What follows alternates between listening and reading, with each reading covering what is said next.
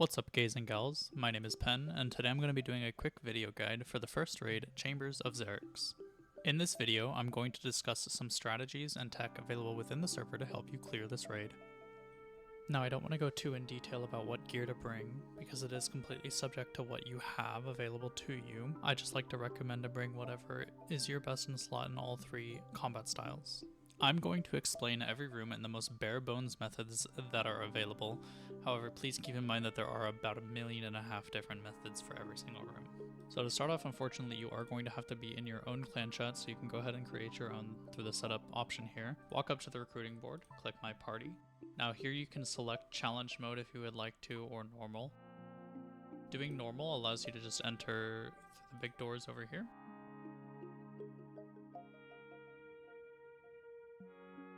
In the top left, if you have the Chambers of Xerix plugin enabled, you'll be able to see your raid layout up in the top left corner of the screen.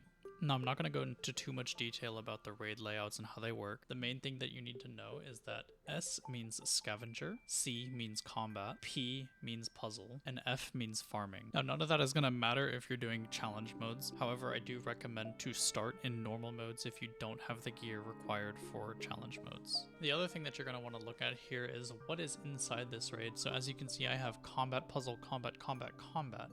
And that is Tecton and then 4 unknowns. So this is normally one that you would want to skip just because there might be some bosses that maybe you're just not prepared for. So all you're going to do is you're going to click on that door, you're going to exit, reform your party, and then just re-enter to re-roll the raid layout and see what you can get. Now the main thing that people like to look out for are the 3 Vs, the evil Vs, that's Vasa, Vanguard, and Vespula. These are very difficult rooms that require a little bit of knowledge of how they work and how to do them. If you're learning, just go ahead and skip them. Otherwise, if you really want to learn them, just continually look for them inside of your raid layouts before you start working your way into challenge modes. The other ones that you're going to want to look for are your overload rooms. That's going to be Tecton or Mutadiles. Both of these rooms are fairly simple, so it'll be very easy for you to get your overloads. Now with all of that basic shenanigans out of the way, let's go ahead and jump straight into a CM, and we'll go through every single room as it comes up. Now the main thing about challenge modes is that the raid layout is going to be the exact same every single time. The only thing is that things are going to be a lot harder, they're going to hit harder. You are on a timer, kind of. It's a 40-minute timer to complete the raid, otherwise you don't get the 10,000 bonus points at the end for completing it within the timer. I'm probably not going to meet that timer just because I'm going to be going through and explaining things. So the first room is Tecton. Tecton is a fairly simple fight.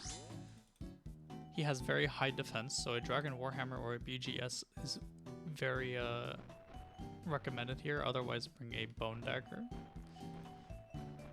You're just going to want to start with a Dragon Warhammer spec or a BGS spec or whatever, protect from melee, and you're going to run around counterclockwise, hitting him on the corners every time.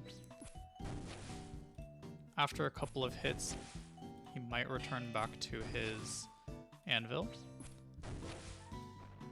where he's going to begin healing. At that time, sparks are going to be flying out from the corner of the room. All you have to do is move 2 tiles, like I didn't do there. Move 2 tiles and you'll avoid the sparks as they come flying.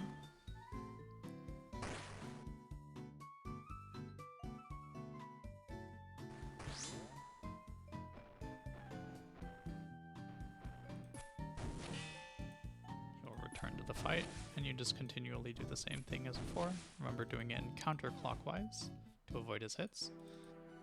And this is where you'll get your prayer enhance and your overload.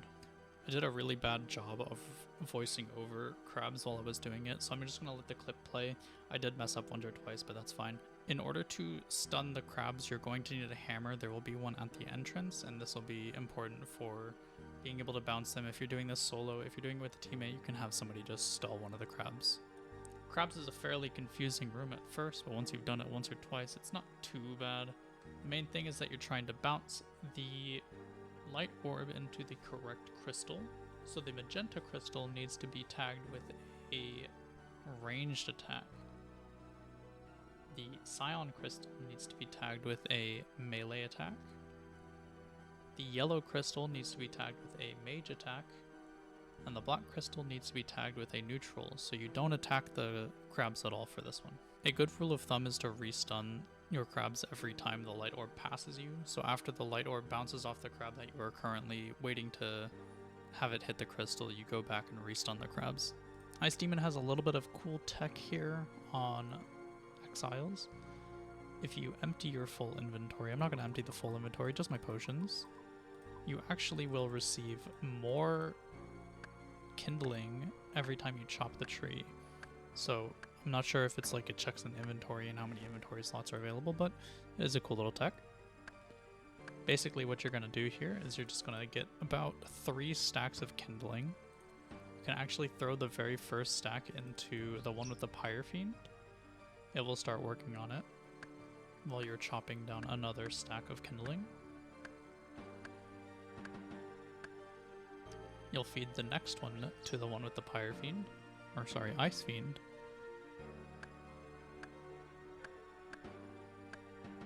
And then you'll throw the very last stack into the one without a Pyre Fiend. If you're doing this with multiple people, just throw them in as you get them. And now we wait for him to spawn.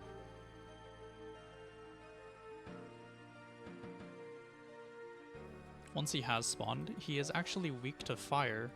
So if you have like Fire Surge or something available to you, it's going to be very beneficial.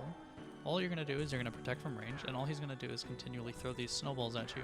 He'll attack, move 2 tiles, attack, move 2 tiles, attack, move 2 tiles, until he's dead.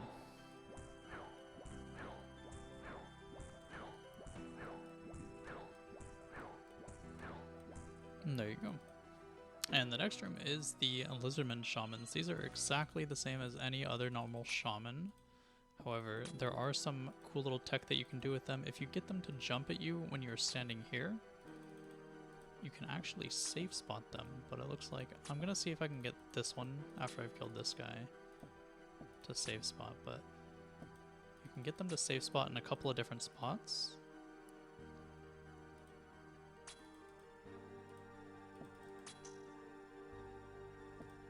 Just gonna see. Yeah, he did it. Okay, so you're just gonna run over here, and now if you have a long range weapon like the Bofa, you're able to fully just AFK on them until they're dead.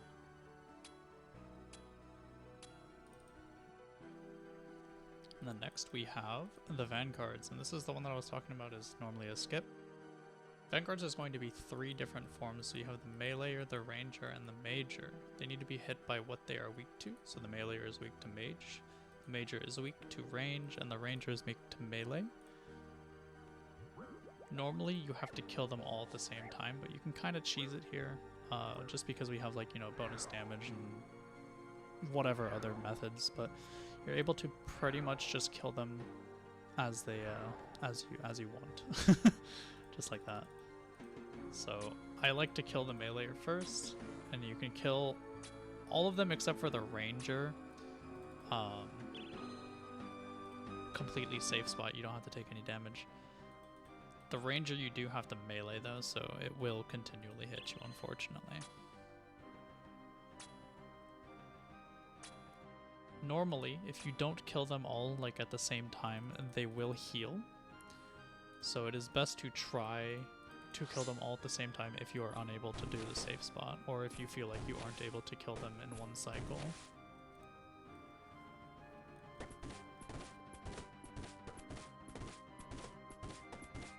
And now we have Thieving. Thieving's a super simple room. You're just going to walk up. I have a couple spots marked that have like chests that normally aren't going to be trapped. There is a chance to find a trapped chest and it will poison you if you open it. Having a lockpick does make this easier, but it's not really necessary. You're just going to run around between these chests, lockpick them until you get I believe it's 30 grubs for a solo CM, or even just a solo normal mode. I think it increases by 5 per person that's in the room.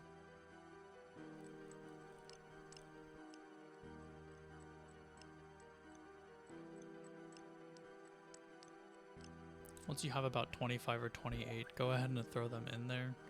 28 is when it'll stop letting you pull them. Look, that one's trapped. 25 is when it'll stop letting you pull grubs out. Or sorry, 28 is when it'll stop giving you grubs when you're thieving. But just go ahead and throw them in there when you have about 20, and he'll start eating them.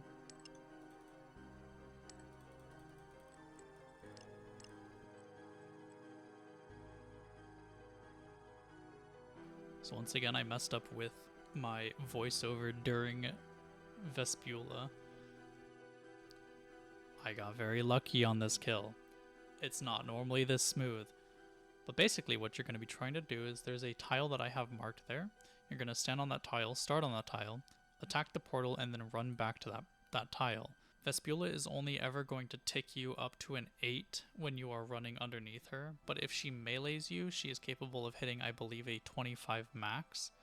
So what you're going to be wanting to do is just running back and forth between the yellow marked tile that I have, hitting the portal, running back, and keep your redemption on.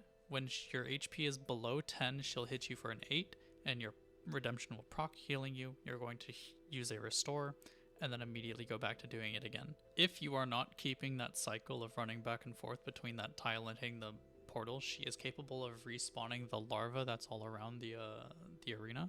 And if she does, you will have to kill that larva, the portal will fully heal, you'll have to kill the larva with range, and then repeat the cycle again.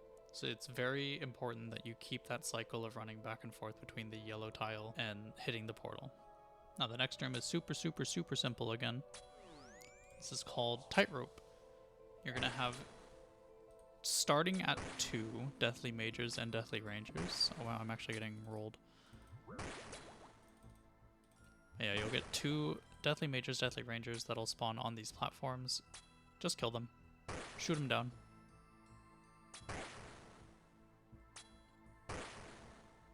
They hurt.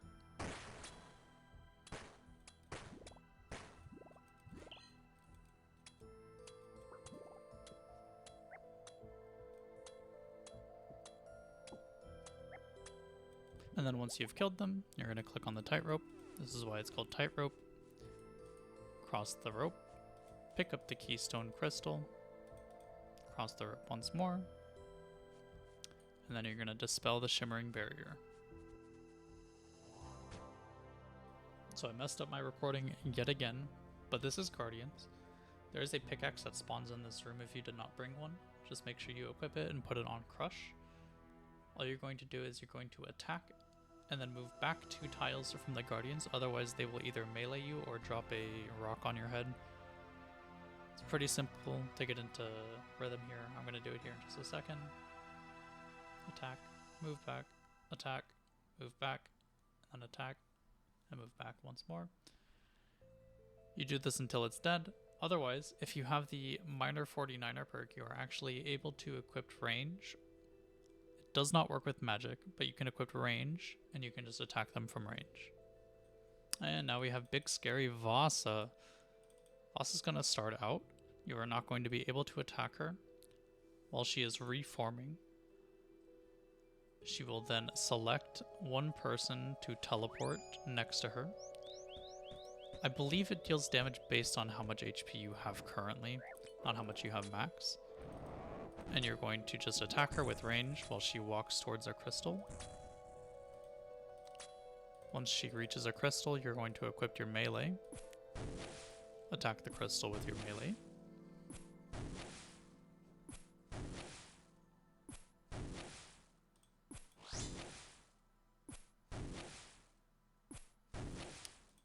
Re-equip your range gear, and you're going to go right back in cycle of attacking her.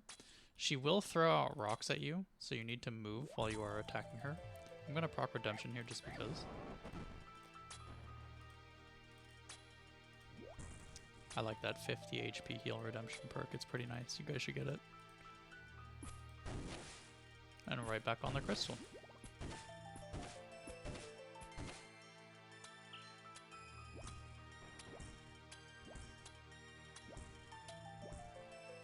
So this is Mystics, big scary Mystics. They're pretty simple. If you have a Salve EI, it makes this a lot easier, but I left mine in my storage chest actually, so that's unfortunate. But Mystics are pretty simple. You're able to actually safe spot 2 of them. Not this first one, unless you decide that you wanted to be special and you knew about corner trapping, but otherwise, you pretty much just shoot them dead. And then if you have a long range weapon like a Bofa, or if you have a Web Weaver and you put that on long range, you're actually able to safe spot them, the last 2, like I'm doing here. So they have an attack range of 8 tiles, Bofa has an attack range of 10 tiles, so, you know, you kind of just bully them.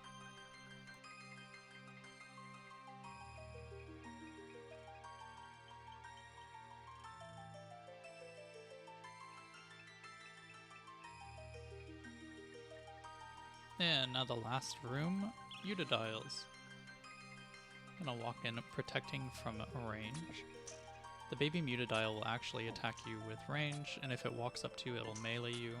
While you're attacking it, the mama Mutadile can send off a magic attack just like that, but it's not normally gonna kill you unless you're camping low HP. So you just want to protect from range from him. Just like how he's walking up on me there. Oh, I didn't bring freezes. When he is walking towards the tree, you're able to freeze him so that you can continually hit him and he won't eat from the tree and heal. But yeah, there it is. Mama Mutadile will spawn. And same exact thing, protect from range. She can still send off that magic attack, but again, not too bad if you're not camping low. Shoot her dead. Don't let her bite you.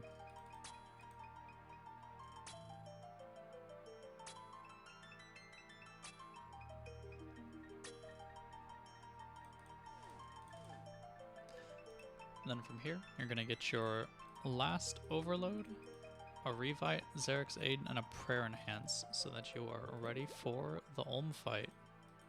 This is Olm's room. Olm is a canonically blind dragon. Because of this, he only really knows where you are based on where you hit him, or where the most amount of players are. This is important to know for some mechanical movement that I will attempt to show throughout this fight. Olm has two basic attacks, a magic attack and a range attack. They unfortunately cannot be reacted to, so just switch your prayer to what his last attack was, because it is likely he may use it again. The magic attack is a large green puff of Dragon's Breath, and the range attack is a small condensed crystal. For Olm's first two phases, he can choose randomly between 3 different powers to rise with. Those are Crystal, Acid, or Flame. These phases will give him an additional 2 special attacks that he can do during these specific phases, or during the 3rd phase where he has access to all 3 of them. If he rises with the power of Crystal, he may throw bombs. When he throws bombs, they will detonate within the room, and you want to be at least 5 tiles away from them before they explode. The closer you are, the more damage they will deal. The other one, he will be able to select a player to be chosen, and then crystals will fall overhead where you're standing.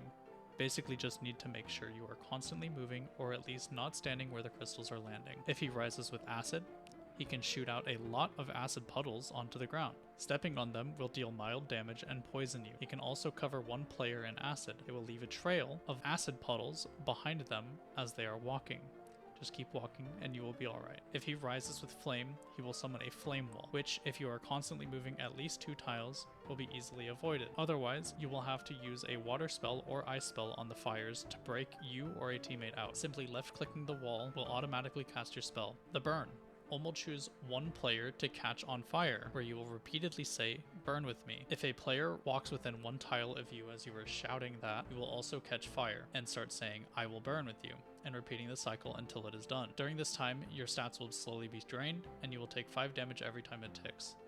Keep gaps between you and your teammates when meleeing the hand if you are with other players. Olm also has 3 base special attacks: crystals, lightning, and teleports. They will also loop in that exact order. Every time the melee hand gets a symbol above it, one of these is being cast. When crystal is cast, little crystals will spawn under your feet. You will simply need to move 1 tile away to avoid this. Otherwise, you will take a large amount of damage. When lightning is cast, lightning will spawn on the edge of the arena, slowly moving in multiple lines from one side of the room to the other. If you are hit by this, your prayer will be dropped and you will be stunned. Lastly, teleporter. Teleporters will spawn randomly in the room, or select 2 players to be linked. You need to be on the portal or standing on top of the other player to mitigate this damage. The damage is increased based on how far you are from your teleporter. All of this will take some practice to get used to, and I am in no way a master of it, but with understanding you will be able to get your clears. Obviously, I died in this run, but that doesn't stop you from killing this old dragon.